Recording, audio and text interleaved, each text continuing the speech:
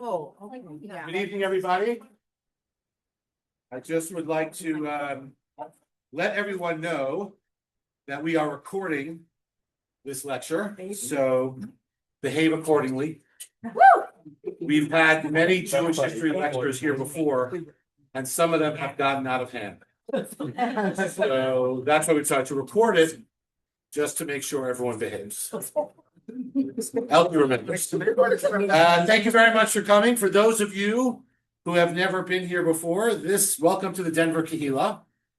This is our first permanent, or maybe we call it semi-permanent location after being nomadic for 5 years. So we're delighted to be in this location, and we're delighted to have you. This is the first of 3 lectures in honor of the 250th anniversary of or birthday, I guess, of the United States.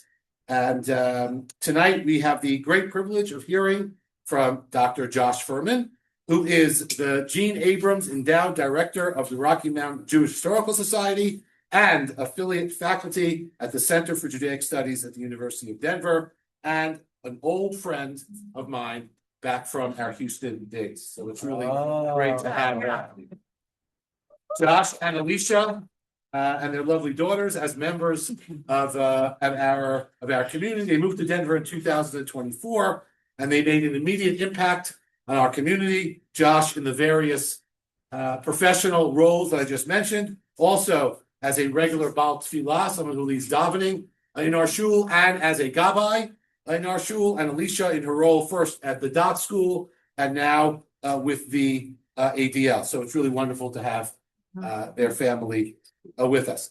Josh's journey to Jewish history is interesting. He was in a European history class at Northwestern University, and of all things, this is very Jewish actually, he was struck by a professor's lecture on the potato and how the potato changed the course of human civilization. And that's it. It's a cheap date. That was it. He said, I want to do this for a living. I want to be a historian. And so we have to thank the potato for having Josh and Alicia here with us today. I am especially grateful for Josh for the role that he played in salvaging decades of Jewish materials that were going to be destroyed after the flood that was caused by Hurricane Harvey in Houston in 2017. And Josh had this idea that there's a lot of stuff around in people's homes and in synagogues of importance to Jewish history, of those families and our community. And he went on a one-man mission, if you will, to save them. I still have I have images of standing in the sukkah in the back of our old shul, going through wet pieces of paper and deciding how to salvage them. You were on the cover of the Houston Chronicles. We were on the cover of the Houston Chronicles. Yeah. Dr. Furman is following in the footsteps of Jeannie Abrams, who lent her name to the title of his new position. She worked for DU for more than 40 years as a professor of history and director of the Beck Archives and director of the Rocky Mountain Jewish Historical Society, which is housed in the University Center for Judaic Studies. And Josh is someone who loves to bring Jewish history to the masses, to the Amcha, to those of us who are not academics, to bring it alive and to show how relevant and important it is for us to understand and appreciate our Jewish history. And so that is what Dr. Furman is here to do today. So without further ado, it's really wonderful and a great privilege to come off of here. And again, thank you all so much. Hey, hi everybody. Thank you so much for coming. This is an amazing turnout on a Monday night in July. Thank you all for being here. Thank you, Rabbi Gum, for the introduction. My wife Alicia is there in the back, and some of our friends, and deserves applause. Yeah. And our older daughter Tova is in the building doing something and may or may not wander in at some point, which could get interesting. But we're going to go ahead and jump in and go. I'm just going to talk briefly about the Rocky Mountain Jewish Historical Society, and our board president of the Historical Society, Mark Bosco, is here tonight. Thank you, Mark. Mark has been a dedicated leader of the RMJHS for decades. The RMJHS is celebrating our 50th anniversary this year, and Mark has been involved for 52 years. It feels like, it feels like 52.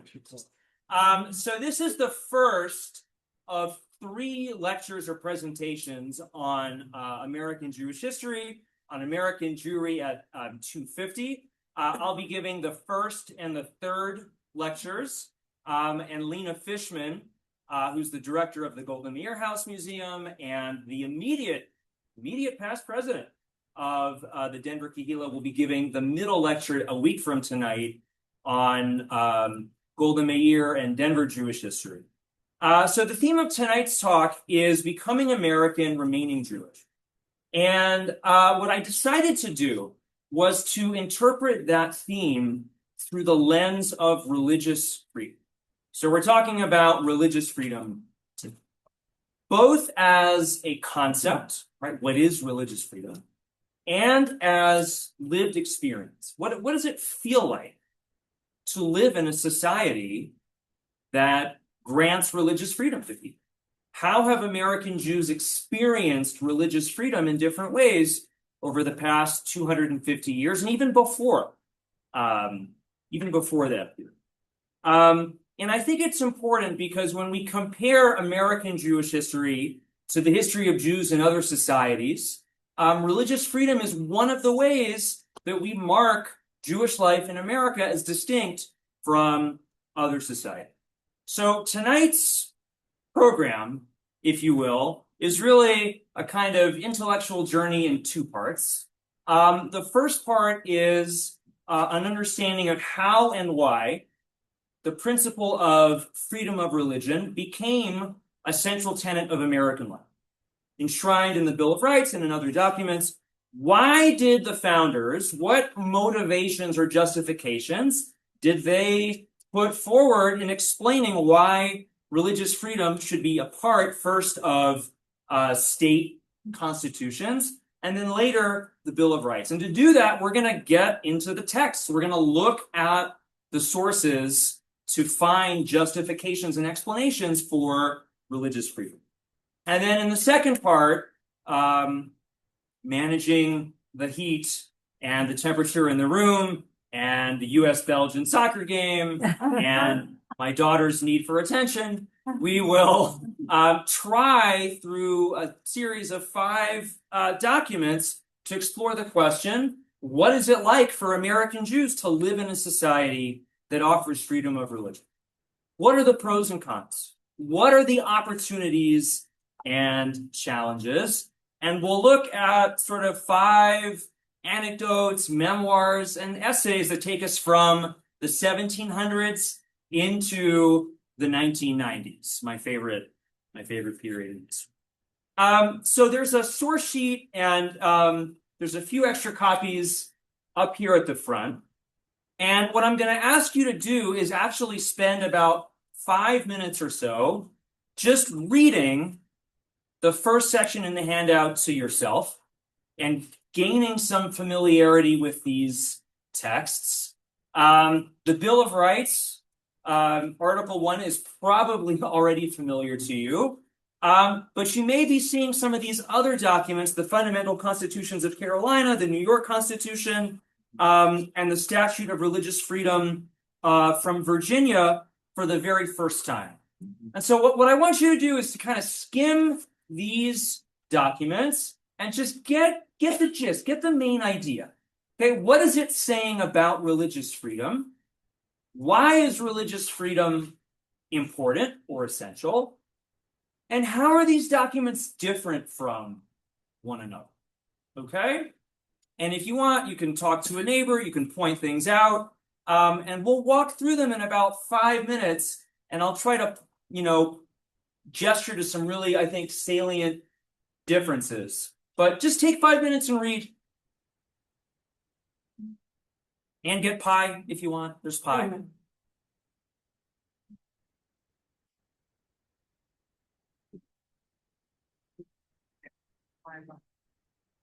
And if you didn't get a handout, I think I have maybe 2 left. Did I get one? Yeah.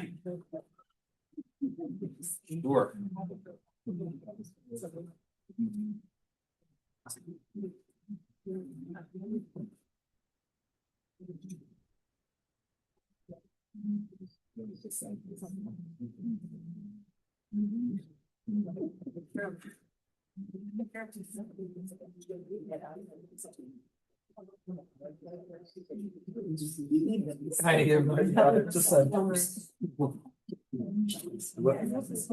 What a game.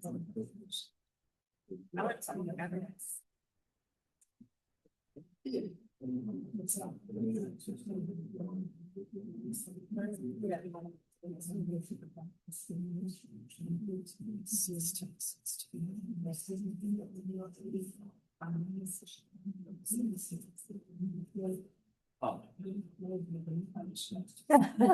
Actually, I'm gonna move. Oh, wait, no. No. That's also not. Yeah, we won't get that. But I mean, I'm gonna need a text and that should be fine. Is that as AC? I don't know. Is it cooler over by the Yeah, it's that. tables? Over than that. It works in there. But you feel it. It's the worst over there. Yes. Is it cooler? Oh, yeah. Oh, it is kind of cooler. If you wanted to get up and move, I wouldn't be offended. I wouldn't be. Also, be near the ice cream. You're also near the ice cream. All right, let's see what's going on here. So, in this first document, this is the Fundamental Constitutions of Carolina. This is the first articulation of the idea of religious freedom in the colonies. It's from 1669, and the author of this document was actually John Locke. Some of us will know John Locke. I mean, not personally, he's dead, but you'll know who John Locke was. And I'm curious what you think of this document. And I tried to, it's not bolded in the original, right? But I tried to bold some important phrases to kind of draw the eye to what I want you to see. So, in this 1669 document, what's the justification? What's the reason for granting religious freedom? What did you pick up on? Eventually bring everybody to Christianity. Okay. Aha. So there's a catch. We might think, and I think we often do, that the principle of religious freedom is this liberal idea, right? That all religions should be accorded equal respect. And that's not exactly what's going on, right? So we start with a kind of concession, right? Carolina is this, new colony, and there's an idea here that people are going to want to come. People are going to want to come to Carolina. They're going to want to go to, what's that beach? Myrtle Beach. Myrtle Beach. Hilton That's a Head. good one. Hilton Head, right? People are going to want to, it's nice. And not all of them are going to be Christian, right? And particularly here, when we say Christian, in the context of this document, we mean the Anglican Church, right? We don't mean Catholics, we mean the Anglican Church. But since the natives of that place, right, the indigenous population, who will be concerned in our population, are utterly strangers to Christianity, whose idolatry, ignorance, or mistake gives us no right to expel or use them ill, and those who remove from other parts to plant there, right? People who are going to come to Carolina to make a life for themselves, will unavoidably be of different opinions concerning matters of religion, the liberty whereof they will expect to have allowed them, right? People are going to want to, they're going to expect to be able to come here and worship how they want to worship, okay? And it will not be reasonable for us on this account to keep them out. that civil peace may be maintained amidst diversity of opinions. So there's some idea, and you saw it in the other documents, that part of the justification for religious freedom is peace, order, right? We don't want fighting. We don't want wars of religion in Carolina. So we're going to give everybody, right, equal say in how they worship. But wait, there's a catch, and here it comes.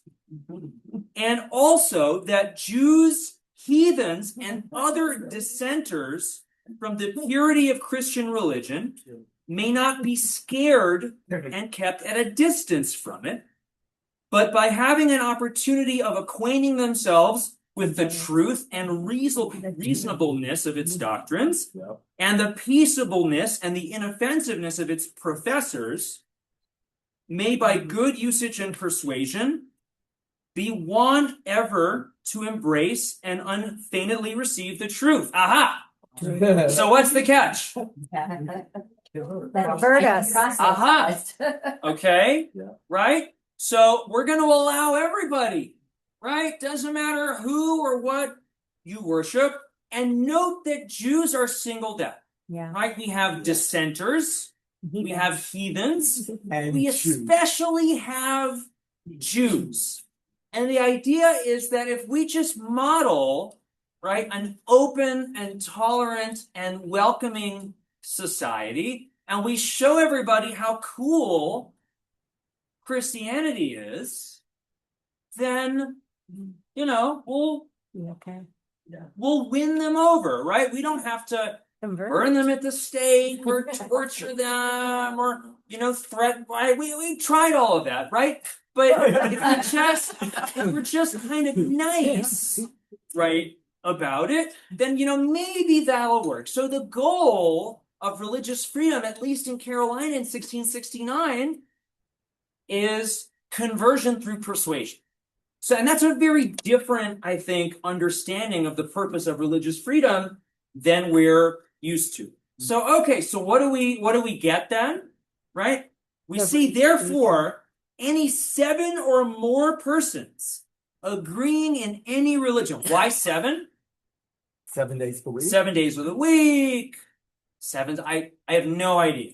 Right? If you could make a minion with 7 instead of 10, it'd be a lot easier. So, but it doesn't work that way in Judaism. Therefore, any 7 or more persons agreeing in any religion shall constitute a church or profession, to which they shall give some name to distinguish it from others. So you can worship whatever you want, but you gotta have a name so we know who you are, right? To distinguish you from other faiths. We're gonna zip through some of these other documents, but I want to give you a chance to kind of react and respond to this. Yeah. Let's say persons instead of men, since normally it's a men, that kind of meaning there's. So that's interesting, right? It doesn't say No person. men. I would guess that men is understood to a degree, right? But it's also a colony that's going to consist of families, right, who want to worship together. And so that use of the word persons rather than men, you know, could very well be deliberate and could allow for that. Anybody else? Had anyone ever read this before? No? Yeah, Jeff? I have a feeling that the wars of religion, in particular the 30 Years War, would have been looming very large for them. Yeah, absolutely. And that there would be a sense, for me at least, that dissenters from the purity of Christian religion seems to be an underhanded way of talking about Catholics. Okay. Right. So the word Catholic isn't used here, but I think you're absolutely right that, you know, this document it's not being written in a vacuum, but and a lot of these texts are, I think, reacting and responding to centuries of Catholic Protestant wars, right? And a sense that, you know, motivated by reason, and we'll see this in a second, that, you know, it's just not the basis of a functioning society to have never-ending theological battles that end in, you know, the slaughter of thousands of people. So I just want to know, yeah, Josh? I'm just curious. So they're talking about bringing people, first of all, it's not clear to me if they're talking about freedom of religion. Yeah, Second, so they're talking about bringing people to worship, that will be free to worship in with a goal that they'll see Christianity. And some Yes. of the people would come to the congregation. Well, what happens if they don't? well, if they don't, then they can't form a congregation, but I think it wouldn't, No, I you mean, know, what's happening is they form the congregation, uh-huh. but they don't come to see the light that they see. They don't Oh. come to Christianity. Well, To them. you know, Go to that. I guess that would be okay. Now, interestingly, this document never really gets enforced, right? It's more of a theoretical document. And for what it's worth, Jews don't actually start coming to this region until the end of the 1600s. So at this point, when this document is written, it's more theoretical than practical, right? It's more trying to anticipate the presence of Jews in the Carolinas than reacting to the actual physical presence of a Jewish community. Now, interestingly, the largest Jewish community in colonial America was where? Charleston, South Carolina. This is a good like bar trivia at a dinner party and you want to impress your friends. Until about 1820, Charleston had the largest Jewish community in the United States. And so this document, in a way, right, insofar as it grants religious freedom to Jews in the Carolinas, even if it's for a kind of, underhanded reason, is the basis on which Jewish life in South Carolina is able to flourish. It's hot, there's pie. I want to move through some of these other texts kind of quickly. I want to just note that in the New York Constitution, there are kind of 2 points that I find really interesting. The first is a kind of dig against the clergy, right? That somehow like intolerant clergy are the ones who are the enemies of freedom of thought and freedom of religious worship. And so New York allows you, right, the free exercise and enjoyment of religious profession and worship, but this shall not be so construed, I'm on page 2, as to excuse acts of licentiousness. So you can worship however you want as long as you're not doing any freaky stuff. It's in the Constitution, right? What are you going to do? Or justify practices inconsistent with the peace or safety of this state. Now, has any of this yeah. been amended? Right? Yeah. That's a great. I have not read the most recent, Okay. Version of the New York Constitution. In your spare time. So I don't know. What I'm trying to do here is understand where the impulse for religious freedom in our founding documents comes from. And it comes from, on the one hand, a desire to create a peaceful society where people are not going to be constantly at war with one another over matters of theology and ritual. It comes from a desire to elevate reason and elevate the individual over the collective, right? That each of us should have the power and freedom to decide to worship God as we see fit. That comes from Thomas Jefferson and the Virginia Statute of Religious Freedom, which is in your sheet. And by the time we get to the First Amendment, right, the First Amendment is not interested in justifications. It just tells you, right, that Congress shall make no law respecting an establishment of religion or prohibiting the free exercise thereof. All forms of individual expression are allowed. Meryl. So is there an argument to be made that both the Carolinas and Virginia had ulterior motives of economic, trying to encourage people to move to least like the less populated colonies because higher chance of getting malaria in Carolina than there was in Okay, so Meryl is asking if there isn't also maybe an economic motive at play here. the Carolinas enslaved the native. In other words, right, religious freedom is a kind of enticement to religious minorities to come and settle. Now, other colonies were founded on the principle of religious freedom and tolerance, right? Massachusetts, Puritans, Rhode Island, Roger Williams. But as we'll see in 2 weeks, when it's going to be even hotter than it is now, as we'll see in 2 weeks, right? Not all of the American colonies practice this idea of religious freedom. And we'll have more to say about that in 2 weeks. I want to turn now to some examples of how American Jews have lived with religious freedom over the past 250 years. And we're going to start with probably one of the most famous documents in American Jewish history, which is a letter from the Jewish community of Newport, Rhode Island to George Washington, greeting the president upon his arrival in Newport in August of 1790. So Rhode Island, another fun fact, was the last state to ratify the Constitution. It was the holdout, okay? And so President Washington coming to Rhode Island is a kind of what took you so long, but thank you victory lap tour in a sense. And he comes to Newport. Newport, has anyone ever been in Newport? Oh, yeah. Anybody, a couple people? Did you go to the synagogue? Oh, yeah. That's another field trip we could think about. It's a long way. Think about it's a little bit of a schlep. But Newport was one of the 5 largest early Jewish communities in colonial America.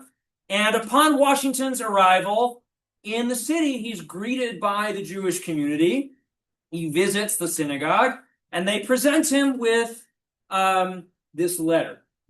And what I'm going to do is just read this really famous expression of gratitude on the part of Jewish Newportians? Newporters? I don't know. Okay. Newport Jews. And recognizing that it's warm and that, we want to keep moving, I'm just going to read the bold part.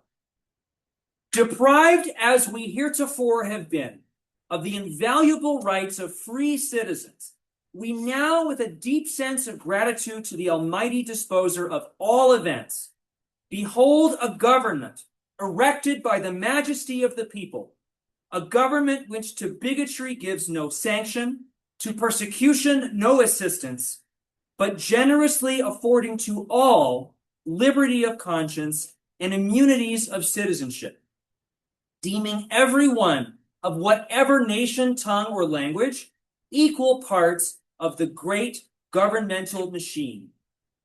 This so ample and extensive federal union, whose basis is philanthropy, mutual confidence, and public virtue, we cannot but acknowledge to be the work of the great God, who ruleth in the armies of heaven and among the inhabitants of the earth, doing whatever seemeth him good. I cannot underestimate, in the year 1790, to have a Bill of Rights, to have a document enshrining the principle of religious freedom, right? Any other Jewish community in the world in 1790 would have been immensely jealous to get that kind of contract. And if you read this letter closely, you'll see that what they're doing in this presentation to President Washington is comparing him to a Jewish hero. There's references in here to Joshua and references in here to Daniel, and gratitude for Washington's role in, steering the country through the revolution. They're almost rewriting the history of the American Revolution as a Jewish event, as an event in Jewish history, not in American history, but in Jewish history, because of the impact and the effect on the Jewish community. And then Washington does something kind of incredible. He writes them back. He sends them like another letter. Okay? And I haven't given you that text. If you email me, I'll be happy to share it with you. Okay? And what he says to the Jewish community in Newport in his reply is, all possess alike liberty of conscience and immunities of citizenship. It is now no more that toleration is spoken of, as if it was by the indulgence of one class of people that another enjoyed the exercise of their inherent natural rights. So it's not that people of one faith will tolerate or put up with members of another faith, right? But every faith is accorded the same equal rights and treatment in the United States of America. An incredible document, and one that I often return to for inspiration and sustenance in difficult times. So that's all great. But religious freedom sometimes is not so easy. And what I want to do now is turn to this next document, a remarkable set of letters from a woman named Rebecca Samuel. We don't know a whole lot about Rebecca Samuel. She was born in Hamburg, and she and her husband came to the United States, and they settled first in Virginia, which is where we're going to find Rebecca Samuel and her husband Hyman in a moment. Hyman was a silversmith, and actually some of his metalwork has survived and is on display in museums, and you can Google it, and it's kind of cool. And so we have letters that Rebecca wrote to her family back in Hamburg, describing what it's like to be Jewish in Virginia in 1791. And you can follow along with me in the sheet. But there's sort of two ideas that I want to express to you, kind of summarizing and condensing these letters from Rebecca Samuel. The first idea is that to be a Jew in America in 1791 means, first of all, economic opportunity. And she says, basically, we're doing great. You know, my husband's business is flourishing. And she says there's hardly any anti-Semitism. Jew and Gentile are as one. And from that perspective, Petersburg, Virginia, Laura, where's Petersburg? Due south of Richmond, right? Is a great place to be economically, and to some extent socially. It's great. There's no anti-Semitism, and there's no, no limit to what Jews can do in terms of how they make a living. But then she tells her parents that, after Passover, they're going to move to Charleston. Now, I already told you, right, that if you're looking for the biggest Jewish community in 1791, you're looking at Charleston. So even though things are great and the family is doing well, they're integrated, they're successful, they're moving to Charleston. Why are they moving to Charleston?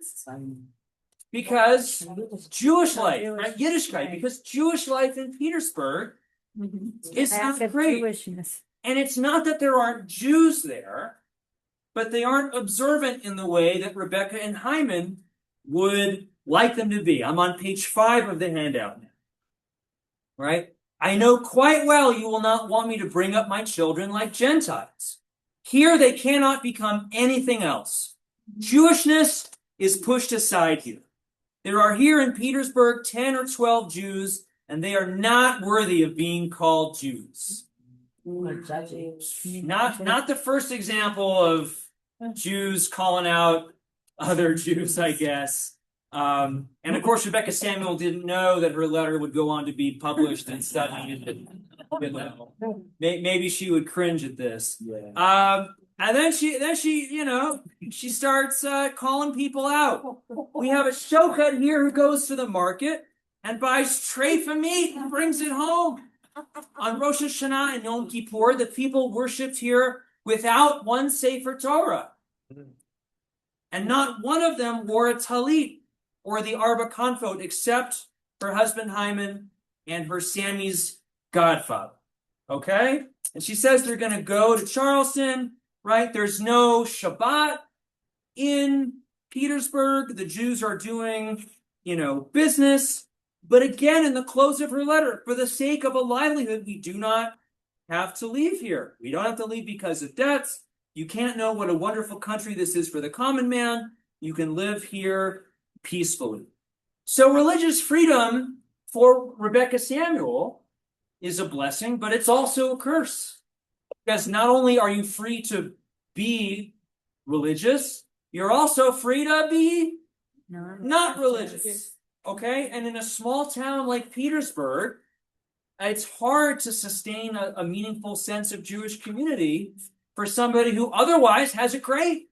But this one thing is lacking. And I was just wondering if anybody could relate to Rebecca Samuel's situation in your own sort of personal experiences, or just more generally about the dilemma that freedom of religion sometimes poses for Jews living in places where Jewish communities are not offering the level of observance and commitment that they want.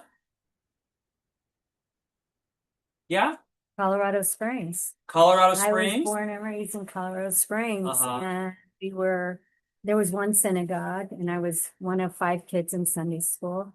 But it was, it was always the conservative arguing against the form, and how do we, and there was no agreement on anything, and most people assimilated. There were a lot of people that just didn't even show up. Yeah. So, I mean, So- in smaller Jewish communities, right? Yeah, Jewish life is harder to sustain. That doesn't mean that it doesn't exist. right. Part of what I've ended up, doing with my professional career as a historian, in a sense, is specializing in the history of small Jewish communities, many of which have, vanished or shrunk and are endangered. But that's an important part of American Jewish history too. Yeah?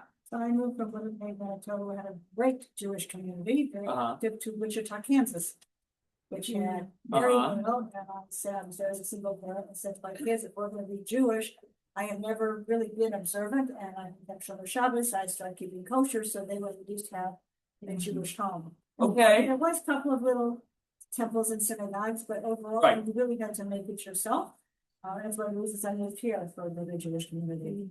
Uh-huh. So sometimes, maybe paradoxically, right, being in a small Jewish community, or being even in some cases the only Jewish family, right, in a town, right, it makes you kind of, you have to do more, right, to maintain and sustain Jewish identity, particularly as parents, right, because no one else is going to do it for you. I know So the you have to schools that I was used to. Choose to do it. Yeah, sure. Okay. All right. I've been to Wichita. Okay. Yeah, just passing through. One more. Anybody? No. Yeah. Westchester, New York to Lincoln, Nebraska. Westchester, New York to Lincoln, Nebraska. Okay. All right. They said to me, we've never met a Jewish before. We've never met any Jewish. Yeah. Okay.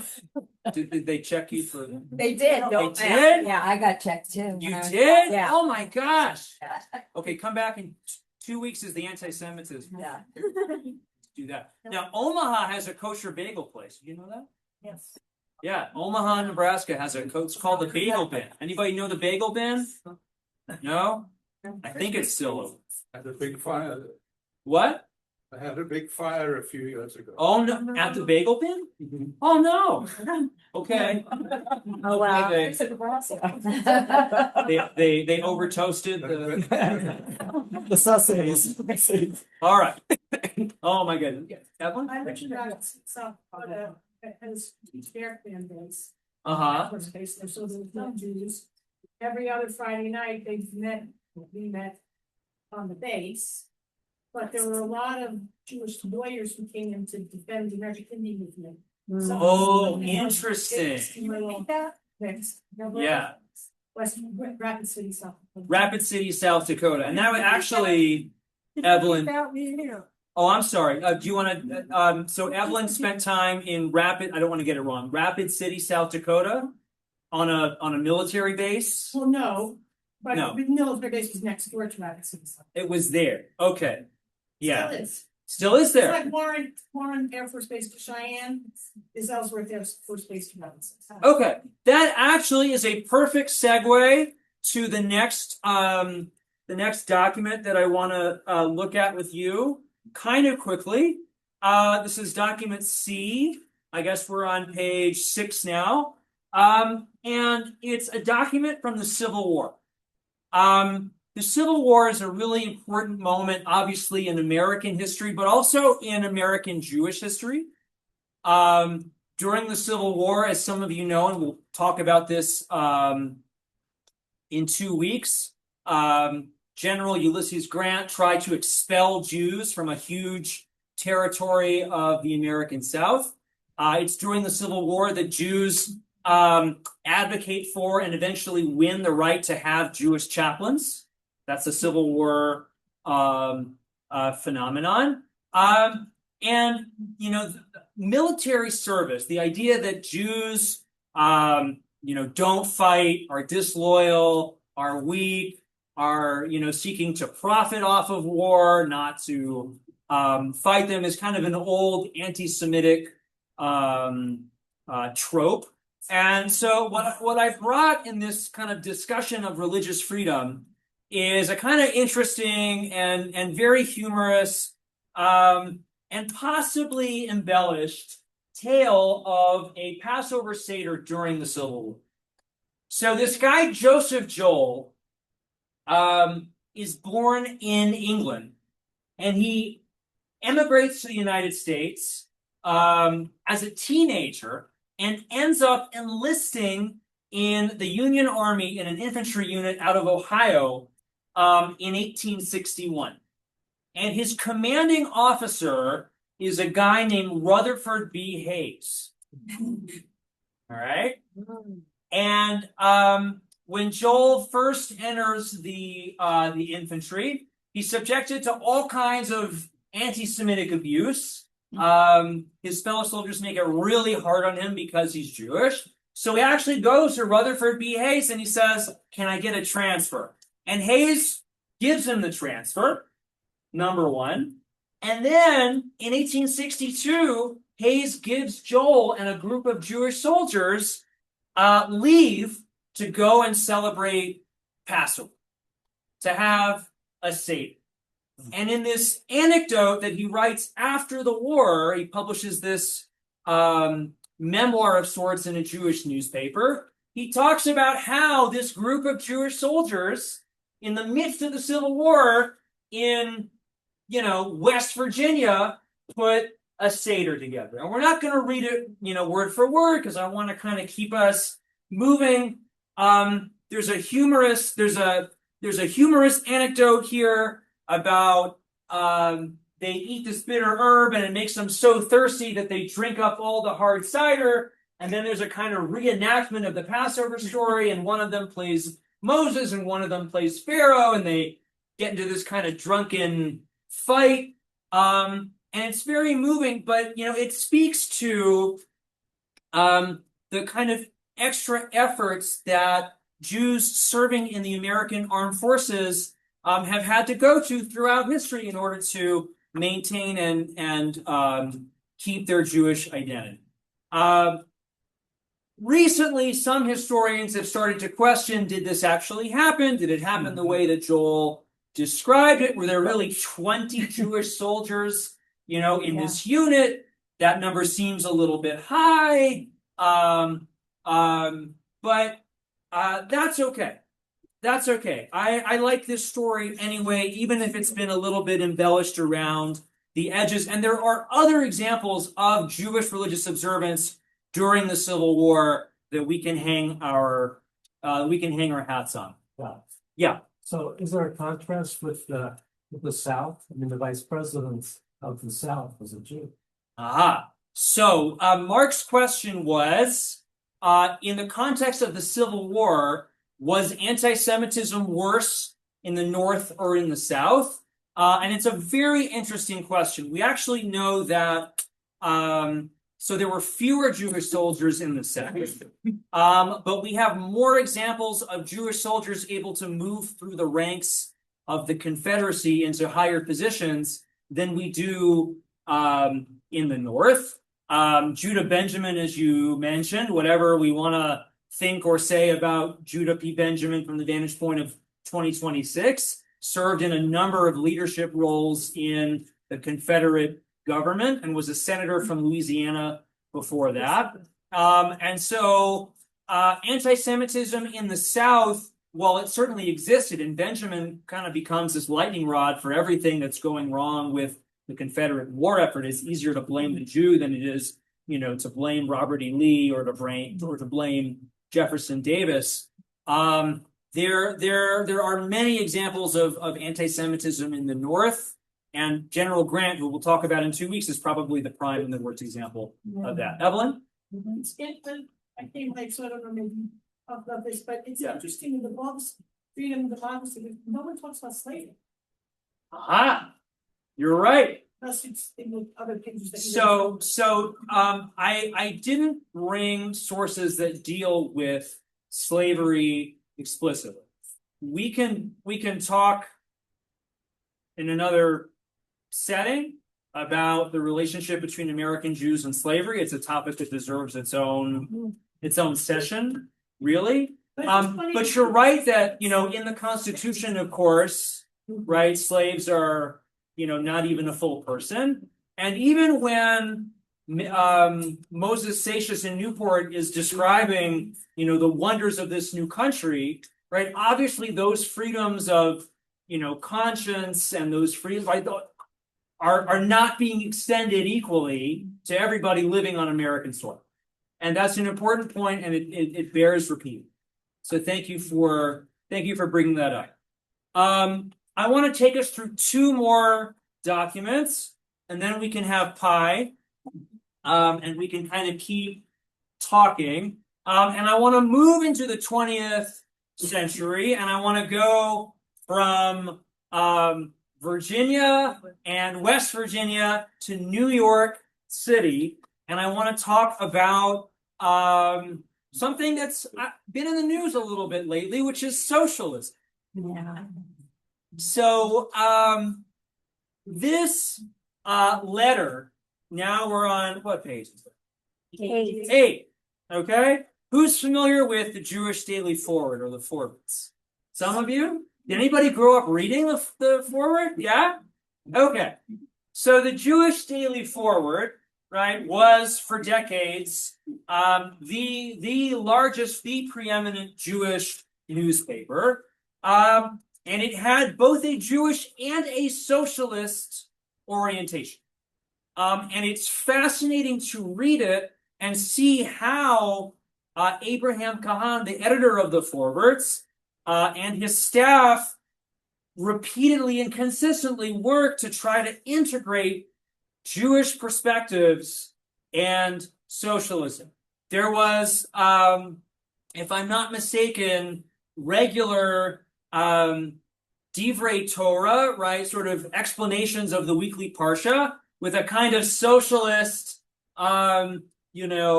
bent. So like Moses is this great socialist leader. He's a man of the people, right? He's going against Pharaoh, who is, the factory owner, right?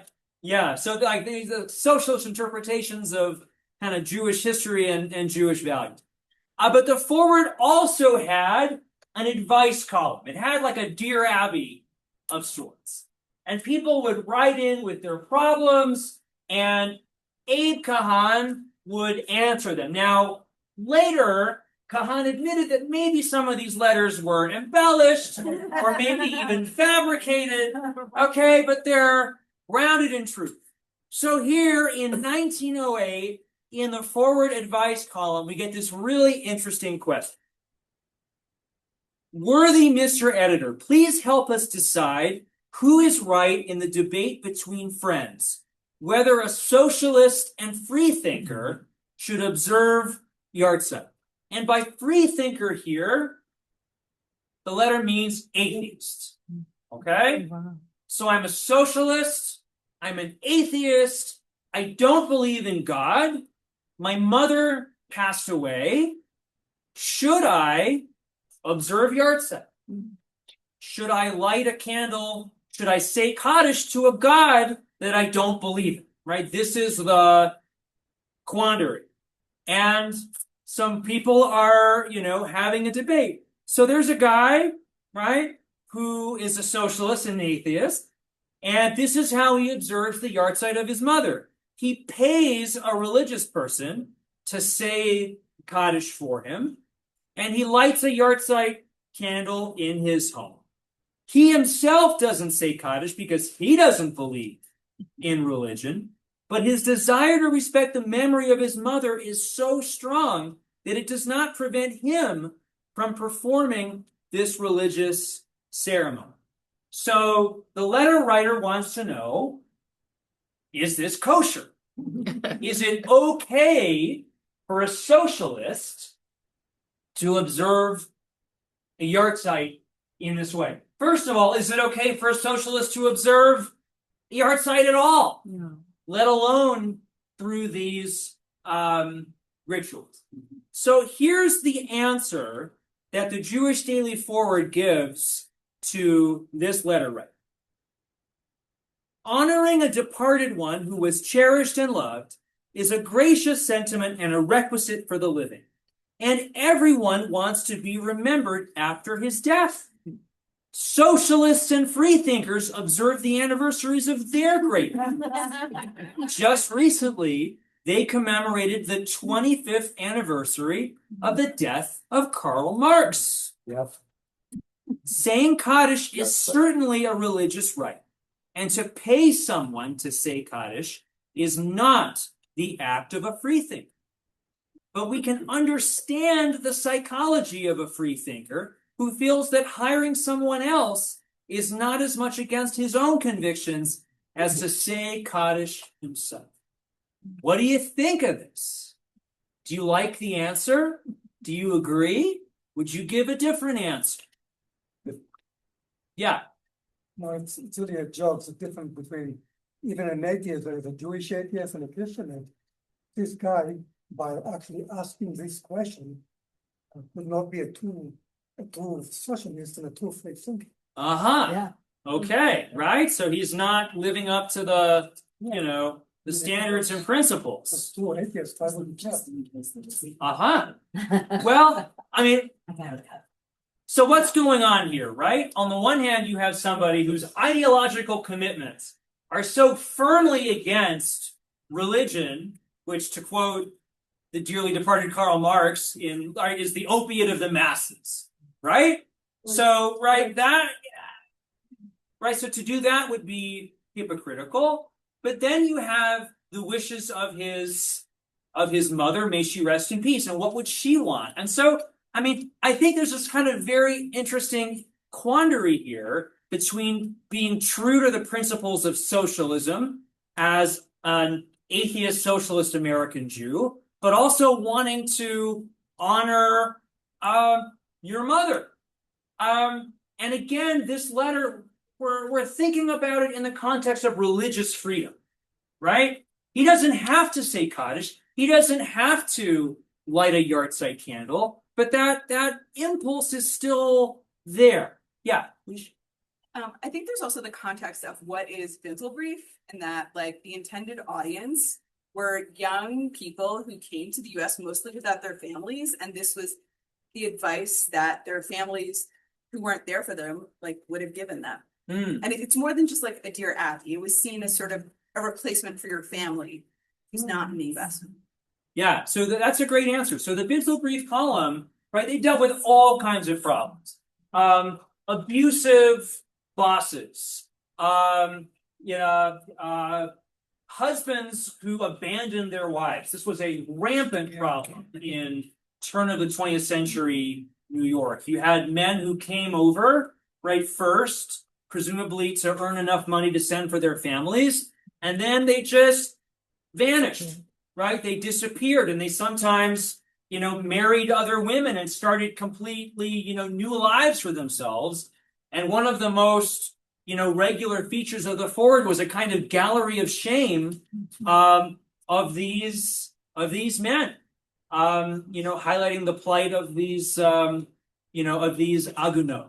And so, a lot of these people that came over without their parents, they either left parents behind in Europe or their parents had passed away, and they're figuring it out. They're figuring out in real time, what does it mean to be Jewish? What does it mean to be American?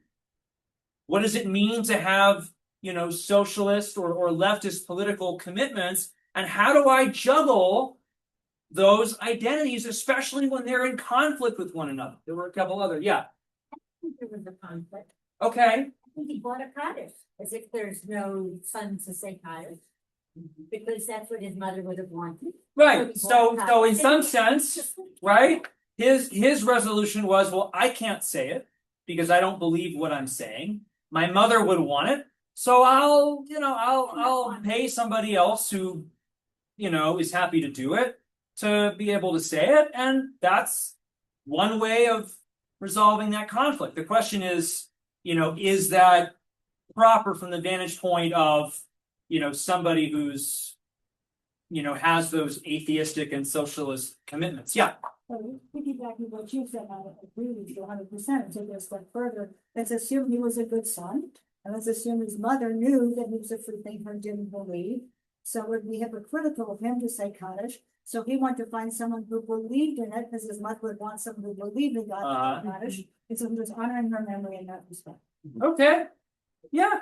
Over here, Serena. 2 questions. Yeah. Does socialism have an opinion about spending money on something optional? Oh. And does Judaism not expect a Jew to say Kaddish whether he's a believer or not? Is being a believer one of our requirements for doing mitzvah?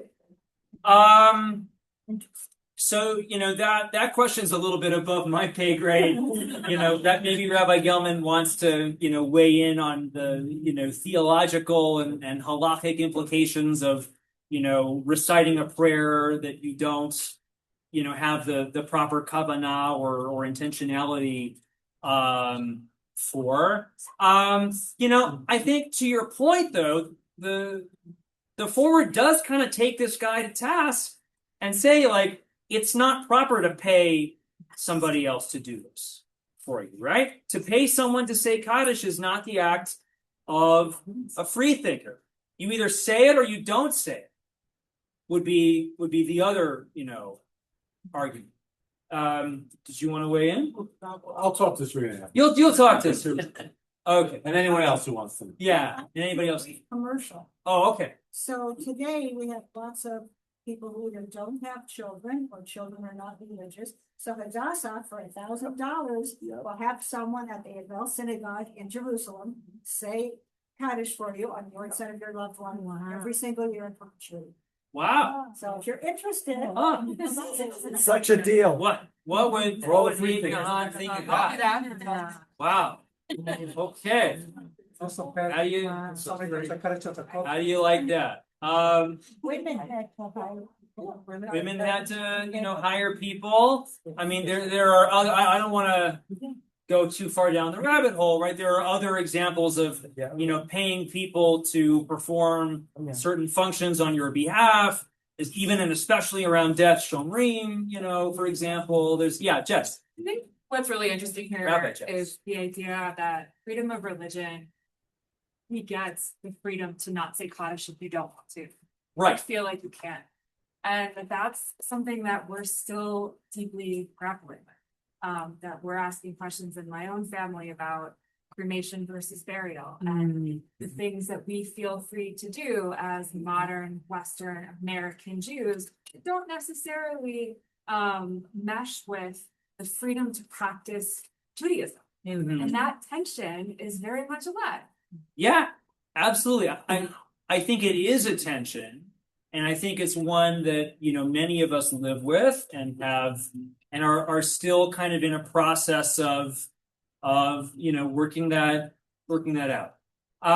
You guys have been awesome. I want to end by talking about Oreos. And right. Who remembers? I vaguely remember, but I'm betting there are people in the room. Maybe you remember, like, people of a certain generation remember where they were when Kennedy was assassinated, or they remember, where they were when, so who has like an Oreo story? And this is not to like embarrass or shame anyone who didn't grow up keeping kosher and who, that's not the point. But does anybody have either A, an Oreo story, or B, an affinity for Hydrox or Stella d'Oro cookies, right? The non-Oreo. Yeah, Evelyn. Oh my God.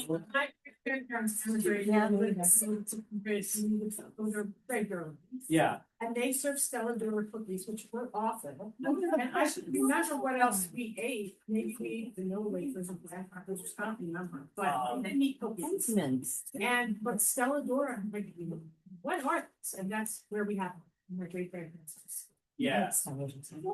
Interesting. Okay. Yeah. About that too is that like I didn't grow up in a kosher home, Uh-huh. but my mom always cracked an egg in a glass and held it up. What are we doing? I don't know. That's what Bubby did.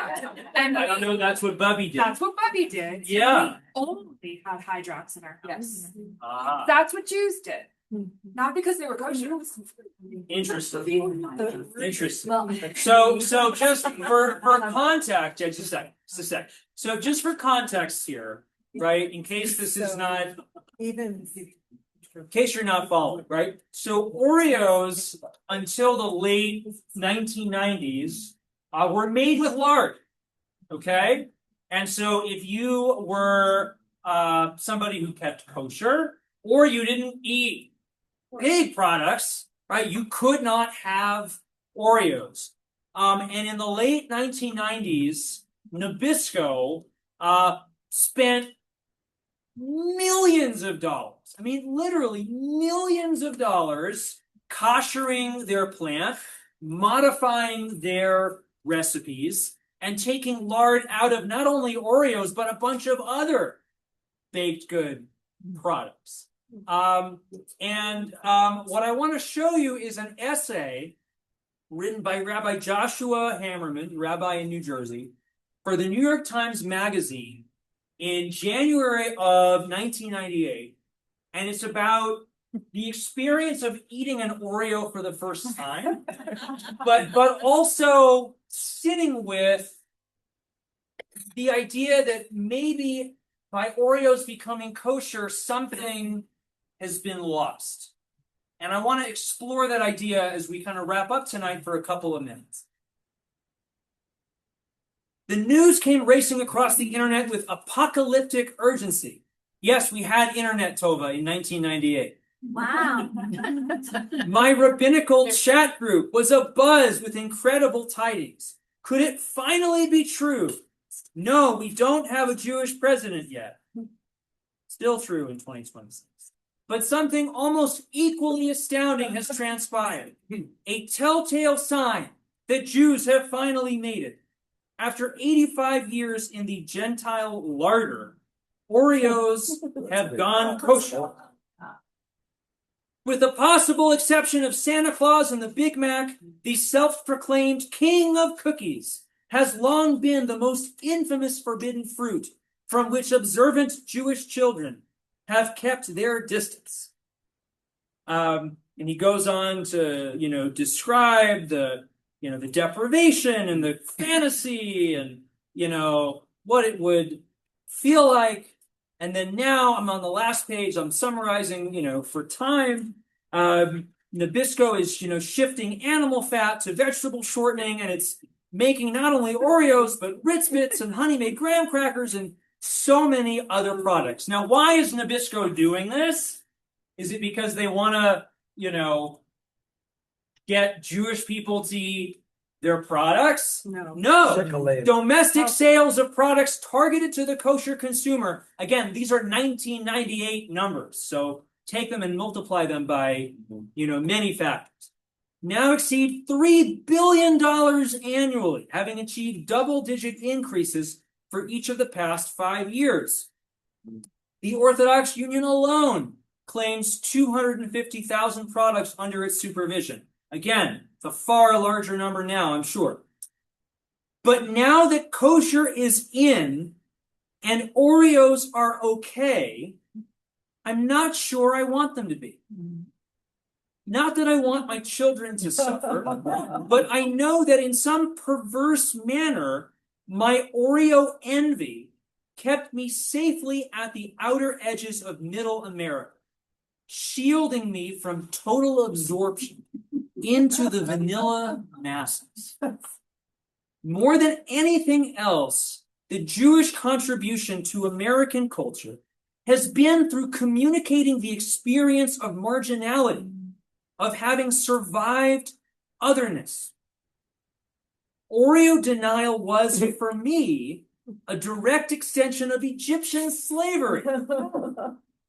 It made me uncomfortable enough to feel different, and different enough to feel proud. It is almost midnight. I'm sitting at my kitchen table, sampling my first batch of the previously prohibited cookie. I feel so normal, so American. I shudder. Has the Jewish condition ever been compatible with normalcy? Can we survive this?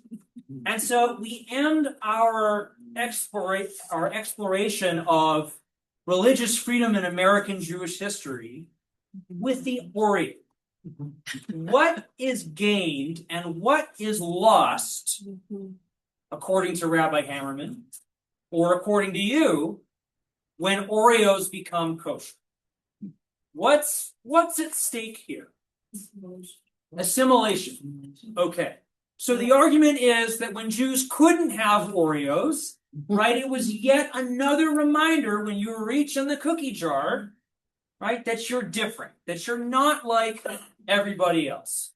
But now that Jews can enjoy Oreos too, it detracts, the argument goes, I'm not saying I agree with it, but I think it's interesting, right? It detracts just a little tiny bit from that sense of distinctiveness, that sense of, we are different, and there's places, even, with cookies, that we draw the line. How do we feel about this? I think it's a ludicrous one. You think it's a ludicrous? Great, great. Why? Because the democratization of food is something that, still, if it isn't hechshered, even if it would otherwise be kosher, but if it isn't hechshered, you're not, and you're observant, you're not going to eat it. So I mean, you're still confined in a sense, to what is allowed and what is not allowed. Okay. I mean, if you take that argument to its, maybe illogical conclusion, we should be only eating what people ate in the shtetl. I mean, okay. Because and there are, and I'm not passing judgment, on people, but there are Jewish communities that will not eat Oreos, right? And then we'll only eat, Chalav Yisrael products that are, made by Jewish companies and processed by Jews. But I don't entirely disagree. Yeah. There are 20 people who ate the Oreos before. Anybody Right. care that whether it's textured or not, has so many other distinctions from not Jewish people that whether you can eat an Oreo or not, you're still very much different. You're very, all of us can have an Oreo, but you could serve Oreo cookies now. There's gonna be, I they're thought still so different. on the way from my office to home, I thought about stopping off and getting a package of Oreos. Then I remembered that there's pie. And as great as Oreos are, I mean, there's pie. Maura? Looks great. Like, it's actually, I felt like I relived this last summer when Skittles became kosher, and I had my first Skittle in my life. And we were just okay. You're just okay. Yeah. And they were just okay. I liked it. Yeah. So, all right, we're gonna, kind of wrapping up. Any other kind of thoughts or comments? Anybody? Josh? I love this story, and it's really remind me. Once witness Rabbi Yossi, which is Chabad rabbi, was talking to a person that was from a gay community. He was gay. Okay. When the gay guy said to Rabbi Yossi, from all people, I found you actually very sympathetic to our cause. Somebody that always relate to us, Mm-hmm. even though we really feel very hard in this society. this was some years ago. And Rabbi Yossi said, you think you're different? You should try to grow up as me. A Chabad rabbi in a non-Chabad communities, always worry about kosher, always worry about, and yet I look different, I outwardly different. So if anything, it's this made me sympathetic to anybody that's Interesting. So that experience of shared marginality, right, of being an Yeah. outsider, being subjected to all kinds of, not only persecution, but assumptions about, who you are based on some aspect of your And identity. and I'm not saying that we shouldn't eat Oreos, right? That's not the take home. Please don't go telling people that I'm starting an anti-Oreo campaign. But I do think that what this text and some of the other texts are getting at is the tension that living in a world, in a society of religious freedom presents us, right? And it's the push and pull between wanting to be like everybody else, wanting to fit in and eat the same foods and wear the same clothes and take the same vacations, but hold on to something, whatever sense of being Jewish that's meaningful to us. And Oreos becoming kosher, I mean, it's a landmark event in the history of kashrut in the United States. There's no question about that. But I think it's also instructive to just sort of pause for a moment and think about, like, is there a line? Is there a line? Is there, something that the kind of, some way in which the push and pull of religious freedom might tilt us too far in one direction? I'm not agreeing with it necessarily, but I think it's important to meditate on. So the next time you split open an Oreo cookie, think about it. Thank you so much. This has been a lot of fun. I'll come back next week. Lena Fishman will do a session on Golda Meir and Denver Jewish history. And then with me in 2 weeks, we'll talk about anti-Semitism in the United States. Thank you, Josh. As Josh said, next week the lecture is entitled From Gold to Golda Meir, How Jewish Pioneers Built Denver and How Denver Helped to Build Golda. That's back here at 7:00. Thank you for coming tonight. Josh is always awesome. And gives us a lot to think about, and at the same time presents Jewish history and gives us access to documents and ideas that we may not have had access to on our own. So thank you so much for that. Hi, everyone. Thank you for coming. Thank you. If you don't, you're welcome to keep them. If you don't want them, I will take them. Very fun. Very fun.